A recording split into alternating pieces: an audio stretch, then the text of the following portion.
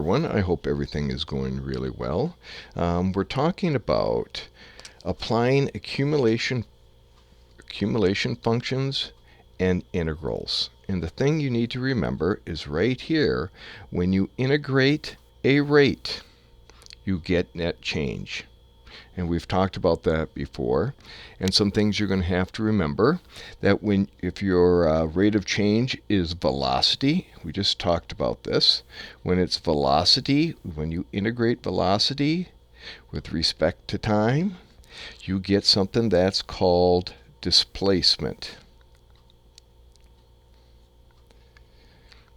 Not total distance, displacement. And so if you would take 5 steps to the right and then stop, turn around, and go 2 steps to the left, your displacement would be 3. So rate of change will be the net change of the y unit, okay, or your function's unit, okay, whether it be feet or miles or gallons or whatever would be the case. So we're going to take a look at this particular one. I'm assuming that all of these are going to be, well, the first one for sure is going to be done on your calculator. And so there's some keywords that I'm going to read it, and then when I, just like you will read a word problem, there's certain things you need to understand and underline. Okay? A storm has washed away sand from a beach, causing the edge of the water to get closer to the nearby road. So the distance between the beach and the water is decreasing. I thought I'd say that in there. Right here it says the rate at which the distance and the edge of the water was decreasing. Remember I said it was decreasing? This rate is this function. So notice it's a function. It gives you the units, feet per hour. This is a y value, and it's feet per hour. Okay, so it's already a rate. T hours after the storm began. The edge of the water was 200 feet. It is no longer. It was 200 feet when the storm began. If the storm lasted 4 hours, how far is the water from the road after the storm? Well, I know it started at 200. That's my initial value. And then it's decreasing. So this amount of distance is going to be removed. It'll be decreasing from this 200. And it's the first 4 hours, or the last 4 hours, are going to integrate from 0 to 4. And what you can do, since this is a calculator problem, and they've stated what R of t is, and there isn't any way for you to know how to figure out the antiderivative because you haven't learned that technique, nor will you here. You simply can write E of t, and the people that are correcting your tests on the AP will look, excuse me, not E of t, I'm sorry, R of t, okay, R of t dt. Make sure you write the right letters. And then they'll go and say, hey, got the right function. I probably should have had a lowercase r, but I had written e, and that's the best I can do. So you should put this into your y1. You don't want to write y1 in the problem, but you want to write a y1. You should at this time be proficient of putting an integral. This is your A, this is your B. There isn't any work to show except for this. Now you'll get points for having R of t in here, having the 200, having the 0 and 4, and you really only get 1 point. And you won't get that 1 point if you don't have the units. Okay, just to let you know. So when I plug that into my calculator, and hopefully you are doing the same thing, you want to make sure you have 196.937. Now, if I leave it like that, I will not get full credit. Why won't I get full credit? Because a lot of times it says answer and correct units. So I have to have feet.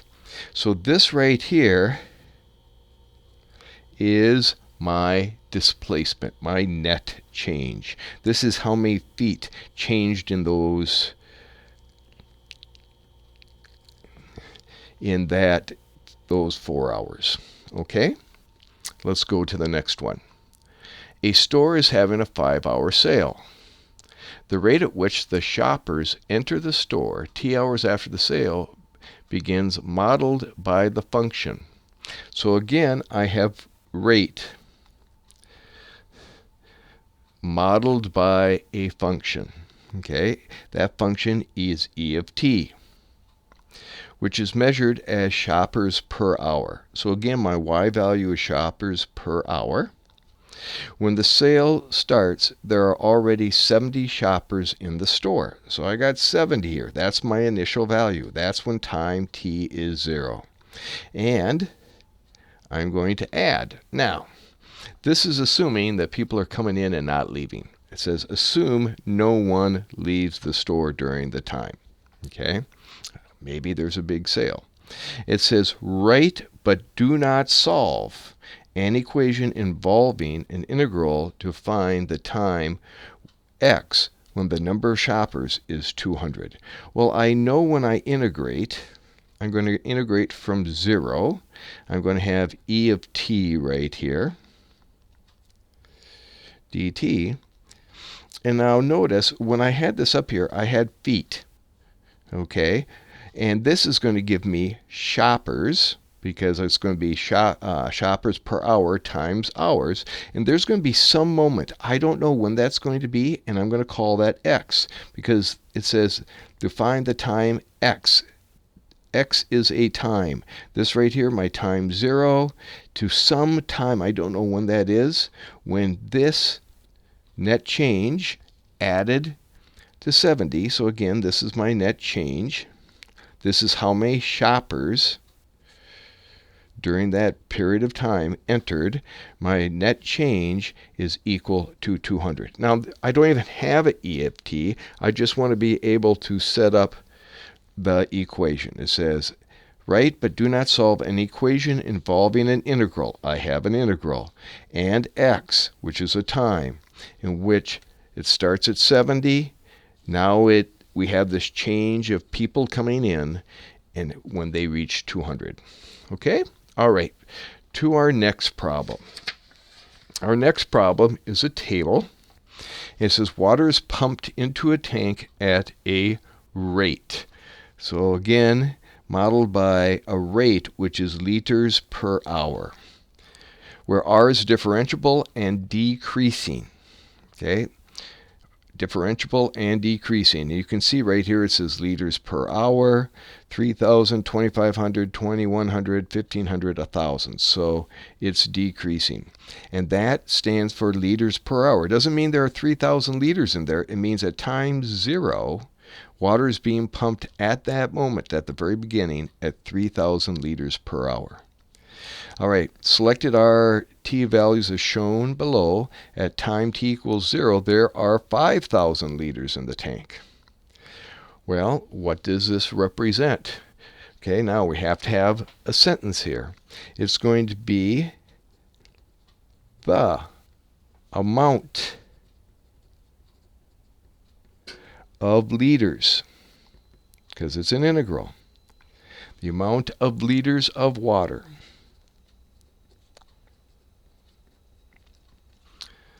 pumped into the tank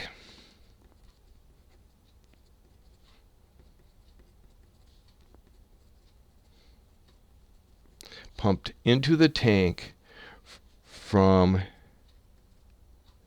0 to 8 hours. Okay. Now, do you have to have those exact words? No, but you have to make sure you tell me what's being done in the context of the problem. You have to give me when it's being done.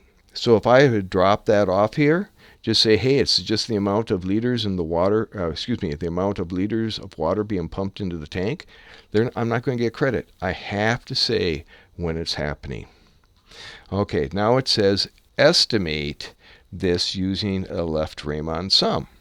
Okay, so I'm going to go from 0 to 8. I'm going to be using left.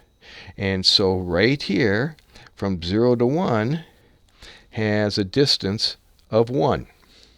So my rectangle will have a width of 1. I'm going to use the left value, which is 3,000, plus, now I'm going to have a new interval from 1 to 3. That's a width of 2 times, I'm going to use the left hand from 1 to 3. 1 is to the left of 3, so I'm going to use 2,500. Plus, now 3 to 6, which is 3, times, again, it's my left hand, 2,100. And then notice it says using the left, so I'm going to use my last one. That's a distance width of 2 times 1,500. And if I add those up, let's see, this is 3,000, this is 5,000, this is 4,200. Oh, excuse me, I multiplied wrong. 6,300. Sorry about that. Audrey, I hope I didn't upset you by making that mistake. 6,300 plus 3,000. Okay, 3,000, not 300. Let's see, 3,000 plus 3,000, 6,000, 11,000. I have 17,300 liters. So this would probably be a problem in which you don't get to use your calculator. It says, okay, based on this estimate, how many liters were in the tank after 8 hours? Well, it started at 5,000. So I'm going to say 5,000 plus 17,300 gives me 22,300 liters. Okay, very, very typical AP problem. All right. Now, I'm going to look at the one on the back. It says, same scenario, but this time the table of values represent WT, the number of liters of water in the tank at any given time measured in hours. So this is W of T, WT. And notice this is not rate. It doesn't say liters per hour here. So at 0, I have 5,000. At 1, I have 9,800. At 3, I have 15,500. That's how many liters I actually have in the tank. So it is not a rate of change. Okay, make sure you notice that. Now, however, they say the derivative. Well, what's the derivative of the liters? Well, it's going to be liters per hour if I take the derivative. So if I integrate liters per hour, that which is a rate, so W prime of T is a rate, because I'm taking the derivative with respect to time. And when I integrate that, I'm going to get the amount of liters of water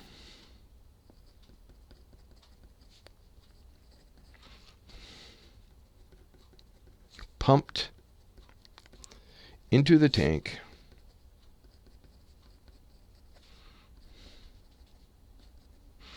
in the first 8 hours. So I wrote a little bit differently, just to give you a little different flavor. Okay? All right, so they're just saying, hey, notice this is the same question on the front, but just a little different form. So they're checking, do you understand that when you take the derivative? So it's just backing up and going forward with the car, that type of thing, okay?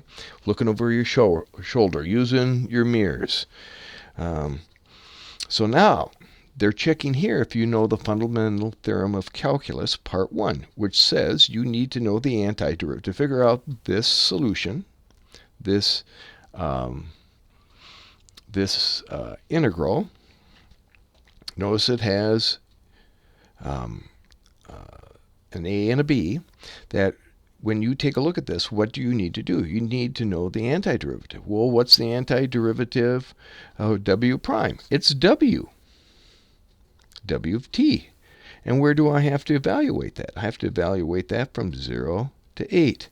What does it mean to do that? Well, I'm going to plug in 8 into W and 0 into W and subtract those values. Do I know those values? Yeah, they give them to me in the table. It's 22,000 up here minus 5,000 right here, and I get 17,000 liters. So again, trying to figure out a different perspective, same type of question you've done before. All right. I hope everything goes well for you today and with the assignment. And looking forward to seeing you guys soon. Take care. Bye.